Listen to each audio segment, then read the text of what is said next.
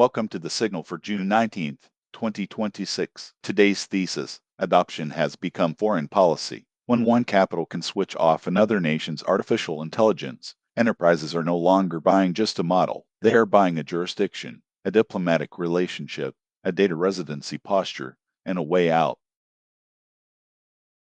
Consider the collision. On June 12th, the United States ordered Anthropic to revoke all foreign national access to Fable 5 and Mythos 5, rather than filter by nationality, which is not feasible. Anthropic disabled both models worldwide. 5 days later, it opened an office in Seoul and announced its largest enterprise wave in Asia. The product and the geopolitics had fused.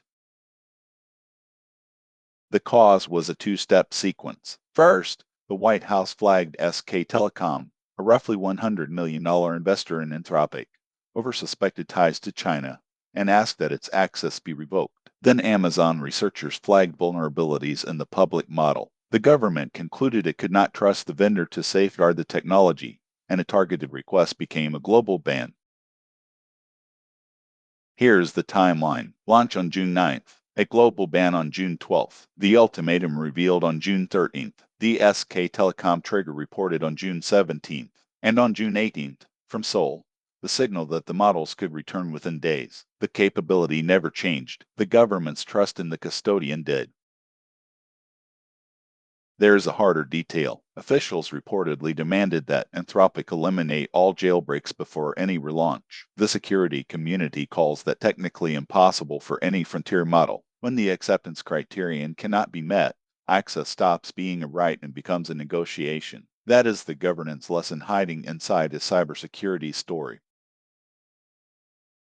And yet demand did not flinch. On the same trip, NAVER deployed Claude code across its entire engineering organization. Samsung SDS rolled it across Samsung Electronics. LG CNS began deploying across the LG Group. Hanwha went global through a WS Bedrock within region data residency. This is agentic adoption, and it is organization-wide.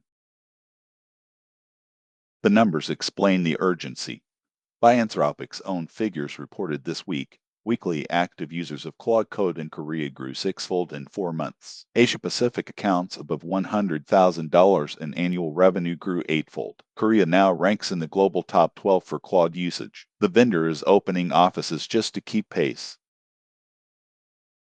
So how do you resolve a dependency that another government can sever? You localize the relationship. An in-country office, a government memorandum with the National I-Safety Institute, and region data residency, National University Research. Each layer pulls more of the dependency inside your own jurisdiction and under your own accountability. Above every layer sits the hedge. A closed, hosted model can be disabled in hours. Open weights, once distributed, cannot be recalled. Open weight providers moved immediately to make that point. The lesson is not to abandon frontier models. It is portability as insurance, so that a directive in one capital becomes a routing change for you, not an outage. So what would I do on Monday? Map for every model in production, whose jurisdiction can disable it and what your blast radius is. Make data residency and lineage your controllable surface. Build a routing layer with at least one evaluated open weight fallback kept warm, and localize the relationship for anything regulated. The takeaway for this edition: a directive issued in one capital should be a routing change for you, not an outage. Engineer for that, and geopolitics becomes a risk you manage, rather than a switch that someone else holds. This has been the Signal for June 19th. I'm Matt Suhail Mattis.